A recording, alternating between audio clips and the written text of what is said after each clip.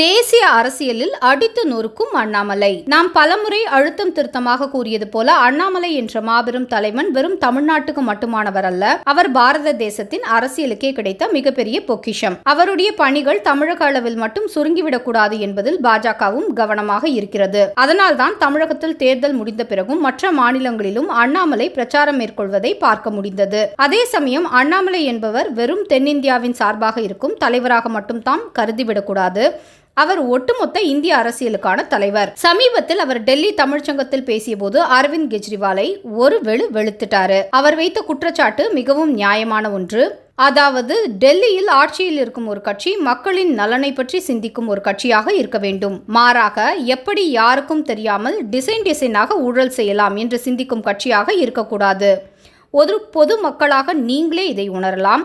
திகார் ஜெயிலில் உட்கார்ந்து கொண்டு டெல்லியில் ஆட்சி நடத்தி கொண்டிருக்கிறார் கெஜ்ரிவால்.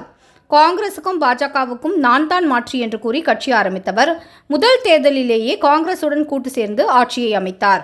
இந்த புள்ளி வைத்த கூட்டணியிலோ காங்கிரஸ் உடன் மிக வித்தியாசமாக கூட்டணி வைத்திருக்கிறார் கெஜ்ரிவால். ஒரு மாநிலத்தில் கூட்டணி, இன்னொரு மாநிலத்தில் எதிர்ப்பு, இன்னொரு மாநிலத்தில் வேட்பாளருக்கு ஆதரவு என்று புது கான்செப்டுகளை உருவாக்கி காங்கிரசுடன் தன்னுடைய கூட்டணியை தொடர்ந்து கொண்டிருக்கிறார் கெஜ்ரிவால். எனவே அவருடைய அரசியல் பாதை என்பது மிக தெளிவாகத்தான் இருக்கிறது.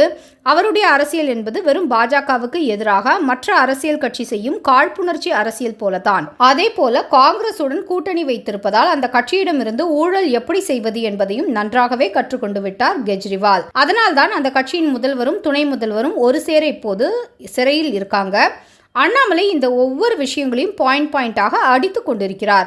அதே போல ஒவ்வொரு மாநிலத்திலும் அண்ணாமலை அடித்து நொறுக்கி கொண்டிருந்தால் பாரத பிரதமர் நரேந்திர மோடி அவர்கள் முன்வைத்த இம்முறை 400 என்ற முழக்கம் எளிதில் சாத்தியமாகிவிடும்.